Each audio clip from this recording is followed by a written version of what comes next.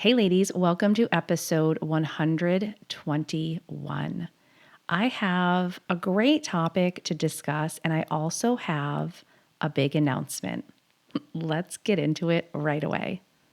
Welcome to the Health, Life, and More for Women podcast. This is a podcast for women who are ready to ditch diets, ditch the scale, and food guilt forever, and instead invite peace with food, body trust, and confidence in all of your choices.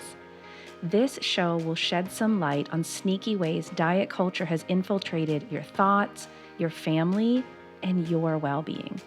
I believe that no matter the episode, you'll walk away feeling informed, inspired, and encouraged. I'm your host, Jennifer D'Amato. I'm a certified intuitive eating counselor, coach, a mom of 4 daughters, a lover of all things pink, and I can't wait to dive into each and every episode with you. Let's dive in now.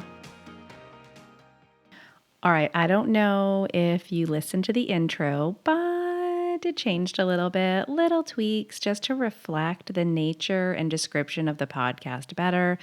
I also purchased some new equipment for the podcast, some new headphones. I was getting a lot of feedback issues just in the recordings. I also have this neat little foam piece that absorbs noise, so the sound quality is even better. I mean, it only took me 120 episodes, 3 seasons to kind of upgrade some equipment, but that's not even my big announcement. I mean, it's exciting and all, but it's not the big announcement you're waiting for.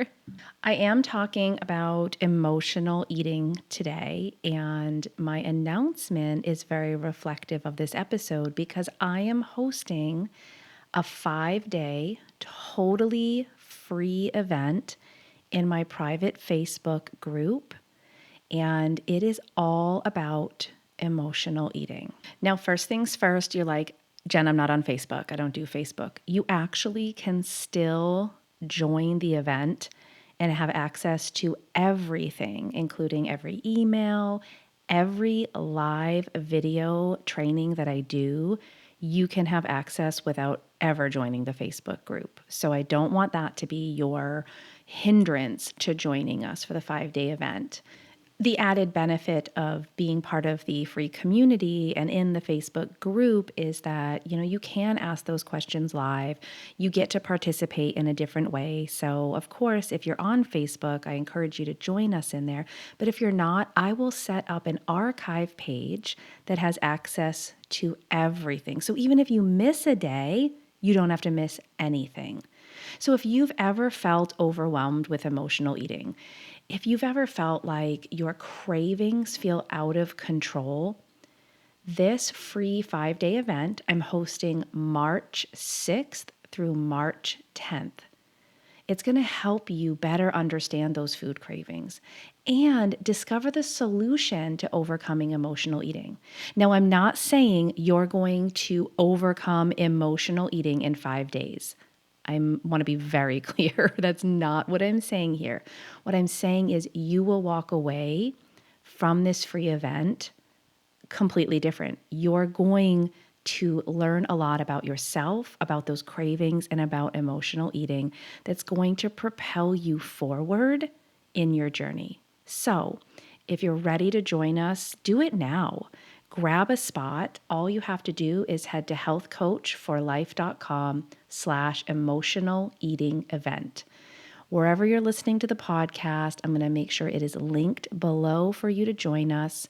If you're part of my private community listening to the podcast, hopefully you've already clicked in to join. They get first dibs on anything that I host or that I'm running or I'm doing. Another advantage of being part of that community. But head to healthcoachforlife.com/emotional eating event, sign up for free today, and join us starting March 6th. Now, as for today, you can even notice in the title, I'm sharing what is the first step to stop emotional eating. So that's what I want to talk about for just a little bit today is what is the first step? And I think oftentimes we think I have to take this big action. I need to do this thing. What I'm going to suggest today is a little different. I actually believe the first step to stop emotionally eating isn't what most people think of. Here's what I'm recommending as the first step. The first step is to acknowledge, to admit, to see that emotional eating has served a purpose. It has, in some way, helped you, served you. You wouldn't do it if it didn't. Now, follow me on this for a moment. Go way, way back to when you were this itty bitty baby. And if you're a mom listening and you've had babies and you held this sweet little baby, when it's crying and wants to eat, it wants to be soothed. What happens when you feed that baby? The baby becomes calm, pleasant, sleepy, happy baby. Well, most babies. I had one baby who it didn't seem to matter what I did. She was miserable. But in general, when you needed comfort to feel safe as that infant and you were fed, it soothed your emotions. So from a very, very young age, you don't have control over this and we don't judge it. We don't sit there in this place of, oh, I can't believe that baby, freaking out, losing its mind, used food to calm down. Nobody is saying that. Nobody. That mama is just happy the baby is no longer screaming. Yet, as we get older and we try to soothe ourselves, calm our emotions, manage, cope with food, we get very, very judgmental. We start seeing ourselves as bad, labeling ourselves as an emotional eater. When really what's happened is we have created this habit.